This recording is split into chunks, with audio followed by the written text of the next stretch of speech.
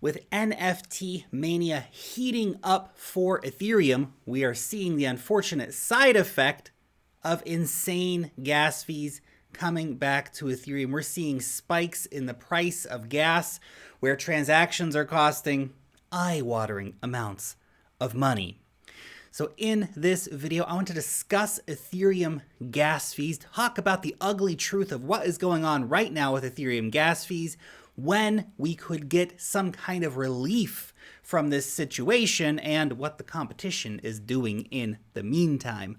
My name is Lark. Every day I make videos talking about cryptocurrency investing, so if that's a topic that you would like to learn some more about, make sure that you are a subscriber to the Lark Davis channel. That's step number 1. Step number 2, gently tap on the thumbs up button for the YouTube algorithm. And step number 3, click on the notification bell to know when I put out a new video.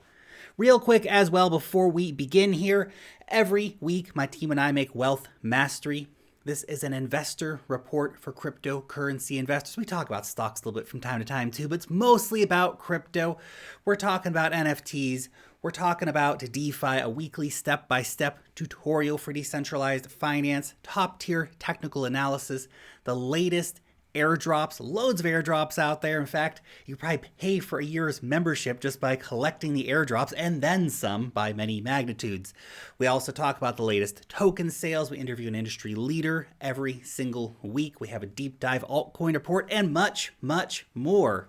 All of that for less than $10 a week. So click on the link down below me here where you can learn more about Wealth Mastery and become a member today. Now let's get into this topic. Ethereum gas fees have been going loco, man. We're seeing spikes in gas fees that are basically making Ethereum unusable for all but the richest users. Now, it varies. I think right now we're seeing a base gas fee approximately for Ethereum that is less than it was back in April or March of this year, when there were just a lot more users demanding a lot more access to the DeFi and stuff on Ethereum. But NFT hype is real. And when we have, for example, an NFT drop happen, this is what happens to Ethereum. We see the fees go up to like $75 in order to get your transaction through in the next minute on Ethereum. That's crazy. And that's just for a basic transfer of Ethereum from point A to point B. If you want to do a transaction sending stablecoins, expect to pay about twice that amount. And if you want to make a swap on Uniswap, you might be expecting 10 times that amount. That's a lot of money to be using the Ethereum network, talking at peak times, hundreds of dollars potentially for some transactions. Now, that's not necessarily the norm. These are just spikes that are happening when we're seeing NFT drops and stuff. But you have to understand, now we have Ethereum, which has all of this DeFi stuff and all this DeFi hype, all these products that people want to use in DeFi, from stablecoin transfers to hopping into Aave, hopping into Bancor, whatever it might be. Plus, we now have all the pressure from NFTs weighing down the blockchain, pushing up prices. Now, at the time of recording this video, an average transfer, a transfer that go through in about 3 minutes, is going to cost you around $2.50 or 36 Gwei. So that's pretty reasonable at the moment. You can see an ERC20 transfer, it's going to cost you about $8.50. So that's sending some stable coins. That's what it's going to cost you right now. If you want to do a swap on Uniswap, you're looking at about $26 in fees paid right now. That's pretty damn expensive, especially if you're just like, a regular non-rich user and you want to go and trade $200 or $300 worth of a coin. There's 10% gone just like that. Makes it really, really basically unusable for all but the richest users. Now, here's a cool little tool in case you do need to use Ethereum, because look, there's certain NFTs that are just on Ethereum. There's certain DeFi applications or certain tokens trading on Uniswap. They're just on Ethereum. They're not on other chains. You're not going to find it anywhere else, so you're stuck. You have to go and use Ethereum sometimes. This is ethereumprice.org/gas. This shows you gas price by time of day. So you can see when the peak hours where you see the most users using the Ethereum network, and you can see the hours where it's much, much quieter. And you can literally see you could be paying half as much in gas fees. So these are more busy times, 46 gwei. These are quieter times, 22, 24 gwei. So if you don't have urgent things to do, and I know we're talking about financial products that are moving in price all the time, so it usually is urgent, but if you have non-urgent things to do, plan to do them at times when gas tends to be lower. So that could be a useful tool for you to check out if you're not aware of it. Now, there is a silver lining to the conversation. There's incredible demand to get access to the Ethereum blockchain. It doesn't matter how damn expensive it gets. People want access to what Ethereum has. It's got the best damn DeFi products. It's got the best, most high value NFTs. It has the deepest liquidity, the most stable coins. It's the #1 smart contract platform by miles. So that's cool. Yay. It's winning. It's winning. It's winning. And this is the price of victory for Ethereum, where we see these fees rising up. Here is the analogy. I think it was maybe Elio Trades who mentioned this kind of analogy first, but I liked it, so I'm gonna grab it and adapt it because I think it's a great analogy for what's happening with crypto. Ethereum is becoming I think he used LA in his example, but London, New York, LA, insert giant expensive city of crypto. Everybody wants to get that downtown penthouse. Everybody wants to live in the city. But realistically, not many people can afford to live in the city. Those that can, they do, because they can afford to do it. They don't grumble about the prices. They understand that if they want to get their kids in the best schools, they have to live in the best school districts. If they want to be living next to the best parks or the best restaurants, you got to pay that money. The people that can't afford that, well, they go elsewhere. They live in the suburbs. Maybe they grumble about the high prices. Sometimes they'll pay them. Sometimes they're just going to move cities and they're literally just going to go somewhere else. They'll go to a second or a third or a fourth tier city. Lots of options out there. You don't have to live in the center of London to have a good life. You can go and use another blockchain. That's also a possibility. We're going to talk more about that in a minute. But realistically, I don't think anyone, from Vitalik to the majority of developers to the majority of users, me, certainly not. Nobody wants to see Ethereum become just a playground for the rich to splash around and trade JPEGs on. Ethereum needs to be more than that. And actually, the fees, while we do have that silver lining of, demand's crazy for access to the Ethereum blockchain, the reality is high fees suck. Just because you can afford to pay them doesn't mean you want to pay them. And of course, just because we have these high fees, it's actually inhibiting the growth of Ethereum. Ethereum is basically capped at 1.2 million, transactions per day, which means that, it's kind of capped at 15 to 17 transactions per second. Users are going to go elsewhere. They're going to have a good experience on other blockchains. They're simply not going to need to come back to Ethereum. Maybe they will. Maybe they'll play around here in the future, but they'll just go over and use BINANCE Smart Chain or whatever else, and they'll just hang out over there. That'll be their place. So, while Ethereum is struggling with its upgrade process, it is losing users. And we'll talk more about the market share momentarily here, but it's not all bad news for Ethereum fees. We do have layer 2 scaling solutions. They're here. We've been waiting for layer 2 scaling solutions to actually happen for Ethereum for years. I remember talking about layer 2 scaling solutions, making videos back in 2017. Layer 2 scaling solutions are coming for Ethereum. Well, they're here, finally. It's happened. It's really happened. They're active. They're live. You can go use it today. So Uniswap, for example, has integrated with Optimism. Now, all you have to do is go to Optimism's bridge some funds across, and you can use those funds on layer 2 Ethereum. Pretty cool stuff. Obviously, when you bridge that money across, you have to pay Ethereum gas fees to send it to Optimism to get it onto layer 2. That requires paying gas. Now, look, if you time it, if you're not in a big rush to get money over to Optimism to start trading on Uniswap, You can actually just wait for gas fees to be lower. Remember, I just shared that map with you. It shows when gas fees are lower. So you can go and check that out, transfer some Ethereum, some stable coins, whatever, over to Optimism. So you can start trading on Uniswap for dirt cheap fees. Dirt cheap fees. Really, really cheap. Instant settlement. You can do that. That's nice. Then, of course, when you want to get your funds back out, you have to pay Ethereum gas fees again because they're moving it from Optimism back over to the main Ethereum chain. So you have to pay an Ethereum gas fee to do that as well. So there's fees much lower, and you can basically, once you get in to layer 2, once you get into Optimism, you can trade as much as you want for really, really low fees. And that's a really good thing. And yeah, that entry and exit point, it is the curse of layer 2s right now, but this is still very, very big progress, and we haven't got as many users coming into Optimism for Uniswap simply because you have to bridge across. It's not super, super easy, but it's happening, and that's a good thing. We will see more users come in over time as the experience gets better for users. Then we have to talk about Polygon. Obviously, Polygon is a very prominent, very successful Ethereum sidechain. Now this, I think, in terms of scaling out Ethereum applications for your regular user, is very, very promising.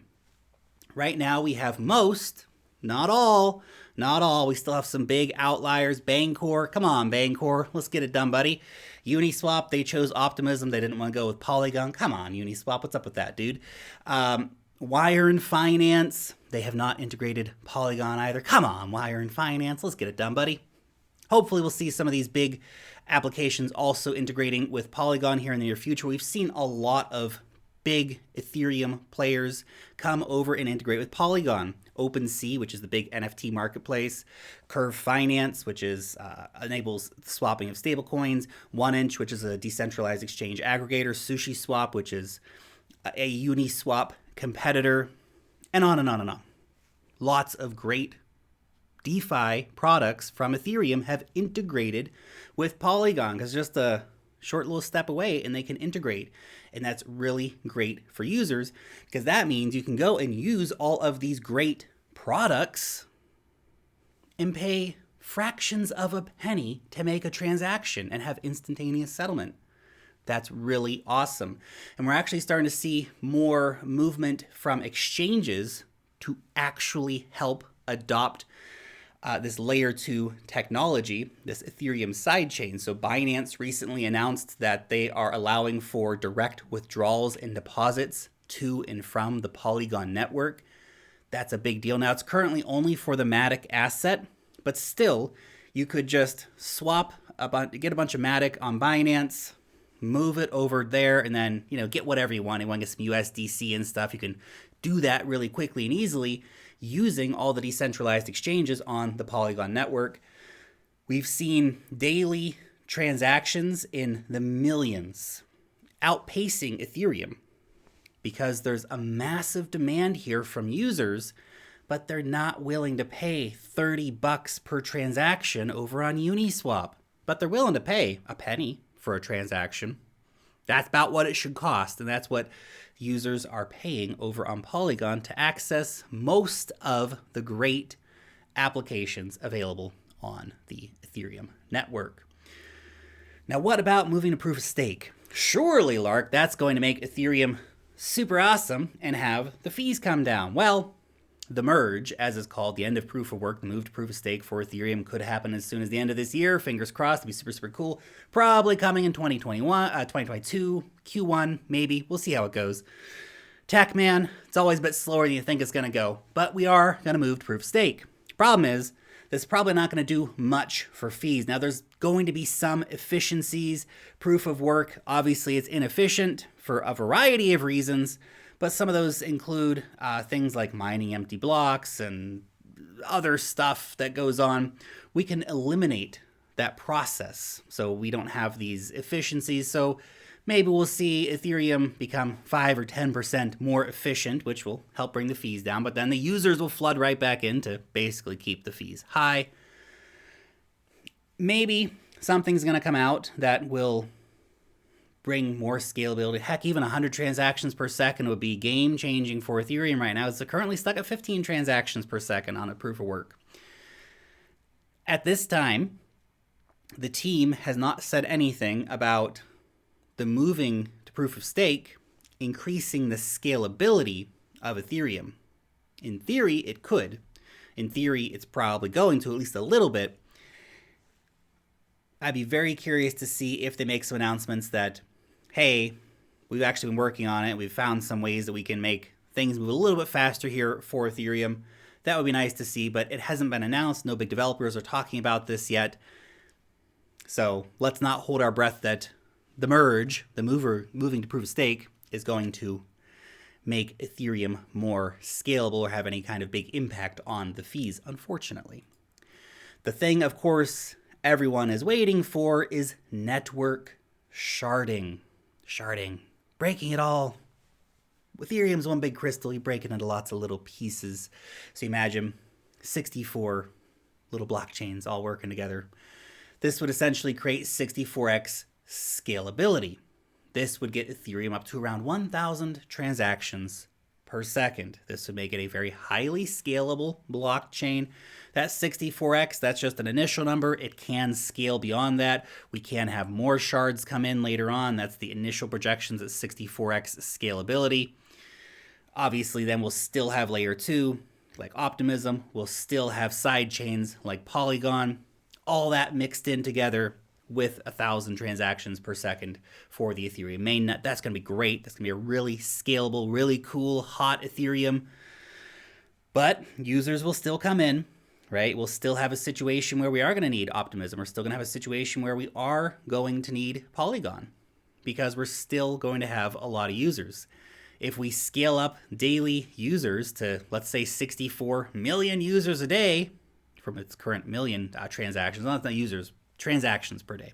A lot of users are doing more than one transaction. Well, let's say we have 64 million transactions instead of our current 1 million transactions per day. Well, that's great. I'm very excited about that, but then we kind of end up right back in the same problem. And you might say, hey, 64 million transactions per day, that's kind of crazy, Lark. That's a lot of transactions. Is it, though? Is it? Right now, we have Binance Smart Chain, Polygon. They're doing like 6, 7, 8, 9 million transactions a day. And we're still just so early for crypto. Move it down a few years. What's going to happen in 2025, 2026, 2027? How many tens of millions of people are going to be wanting access to these networks? So Ethereum will need to scale even beyond this. And the problem with sharding, we're probably not going to get it until the end of 2022. Fingers crossed. Again, tech takes time. Maybe sometime in 2023. That's a heck of a long time in crypto. So what is the reality for Ethereum right now? I mean, is there anything you need to worry about? No, you don't need to worry about anything. Ethereum's just fine. Ethereum's doing freaking fantastic, man. It's just becoming a playground for the rich, unfortunately. And it's got a pay-to-play system. And if you can't afford $30 for a Uniswap transaction, then Ethereum's probably not for you right now. And if you can't afford to push through transactions when the fees are skyrocketing, you should be becoming familiar with and using on a regular basis a different chain or something like Polygon, an Ethereum sidechain. Be familiar with those systems, use those systems. So when we do have these crunch moments in the market where everybody wants to run and sell their crypto, or wants to run and buy stuff, or there's a big NFT drop, or whatever it might be, you don't worry about that stuff because you're using a scalable network that's already scaled, not waiting to scale like Ethereum is. And I want to be clear, Ethereum is going to scale. There's a lot of people, the haters out there, say Ethereum's never going to scale, it's never going to happen. I do not believe that for a second. You see the brain power behind Ethereum. They are going to make it work. Ethereum is... We just had EIP 1559 come through. Things are happening. Progress is happening. Innovation is happening. It's pushing forward constantly. Don't bet against Ethereum. That being said, the market share is not going to stay with Ethereum because literally Ethereum is pricing out millions of users right now. And because of that, we have a great opportunity for these other blockchains to come into play. Have you used Terra yet? Terra, great experience. Nice DeFi. I'm earning 19.45% using the Anchor protocol on my dollars. Nice. Solana, it's up and coming. There's a lot of cool applications launching on Solana right now. Very interesting chain to keep an eye on. BINANCE Smart Chain, cheap and cheerful. Lots of great stuff. Pancake Swap, loads of NFTs, loads of games, loads of DeFi stuff. Big ecosystem. Polkadot, parachains are coming soon. Right? We'll probably have parachains on the main Polkadot network by the end of the year. They haven't given a date yet, but that's just an estimate for me. We already have the first batch of Kusama parachains that have happened. We have the second batch of Kusama parachains happening soon. Polkadot parachains, you know they're coming soon. That'll be awesome. It's very exciting to see it happen. Cardano smart contracts, they're coming next month. Next month. Right here, you can see the market share for Ethereum. The big gray one, that's Ethereum. You can see here, the start of the year, slowly but surely, Ethereum has been losing market share. It's been losing market share to Binance Smart Chain. Solana's in there. It's just a tiny little sliver. So not much for Solana. I think that's right there, actually. Tiny little sliver for Solana. Polygon, obviously, has picked up a big amount of users. That is a symbiotic process with Ethereum. Terra has picked up quite a few users. Other blockchains also grabbing some users here. But we are seeing the competition taking advantage of the situation of high fees on Ethereum, and damn well they should be. People should have options. Anybody who tells you that you have to use this chain or that chain, or there can only be one chain, it's not Highlander, McLeod. There can be more than one blockchain, and there is, and you can use them, and I use them, and I know a lot of you guys are using them, so go ahead and check it out. Use other blockchains. And if you can afford to use Ethereum, if the things you need are on Ethereum, then I hope you can afford it, because the fees are probably going to stay stubbornly high for a while.